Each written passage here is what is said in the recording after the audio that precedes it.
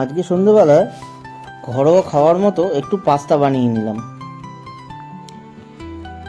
চলুন দেখাই কিভাবে পাস্তাটি বানালাম।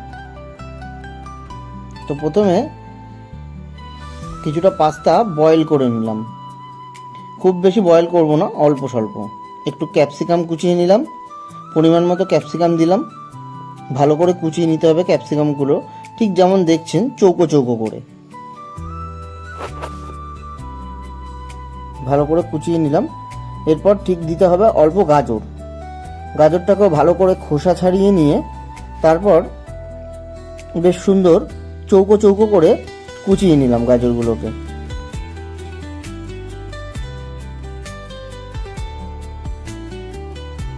পরিমাণ মতো সবজিগুলো দেবেন আপনারা ঠিক যেমন খেতে চান। এরপর গ্যাসের ফ্লেমটা মিডিয়াম করে তাতে ভালো করে তেলটাকে গরম করে নিলাম। সামান্য একটু তেল দেবেন, তাতে ক্যাপসিকাম আর গাজরটাকে হালকা করে সটে করে নেবেন।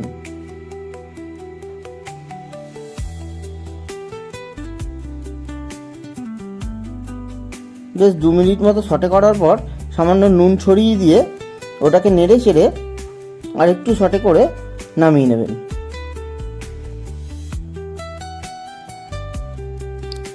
এবার তার সাথে পাস্তা যে বয়েল করে রেখেছিলাম সেটাকে অ্যাড করে দিলাম।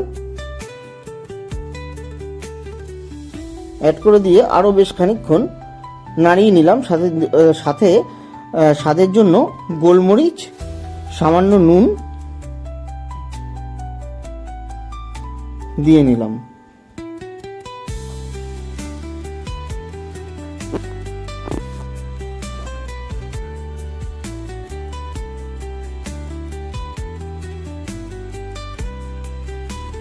করে সেটাকে আলাদা একটি পাত্রে তুলে রেখে দিলাম।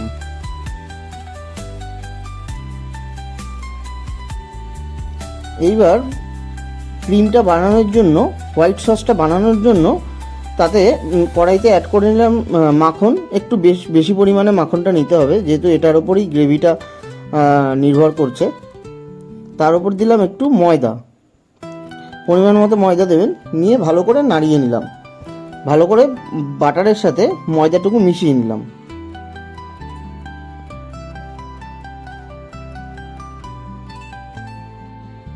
এবার এই মেশানো বাটার আর ময়দার সাথে দুধ অ্যাড করে নিলাম। দুধটা অ্যাড করার পর আর কিছুক্ষণ ভালো করে জ্বালিয়ে নেব। এই প্রসেসটির সময় গ্যাসের ফ্লেমটা হাইতে রাখবেন। তার সাথে অ্যাড করে নিলাম কিছুটা চিজ। পরিমাণ মতো চিজ দিয়ে নেবেন যাতে খুব সুন্দর ক্রিমি হয়। এবার বেশ কিছুক্ষণ জ্বালানোর পর দেখে নেব ক্রিমের ভাবটা কীরকম হলো। সাথে এবার ওই আগে থেকে ভেজে রাখা পাস্তাটুকু এই গ্রেভিটার সাথে মিশিয়ে দিলাম, এই হোয়াইট সসটার সাথে দিয়ে বেশ কিছুক্ষণ নাড়িয়ে নেব ভালো করে, যতক্ষণ না মিশে যায়।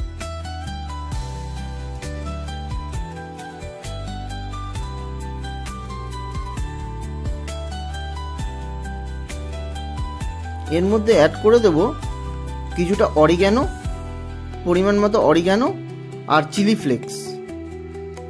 আপনারা যদি চিলি ফ্লেক্স না চান তো দিতে পারেন, কিন্তু অরিগ্যানোটা মাস্ট, অরিগ্যানোটা দিতেই হবে খুব সুন্দর টেস্টের জন্য। এটাতে খুব সুন্দর একটি ফ্লেভার আসে।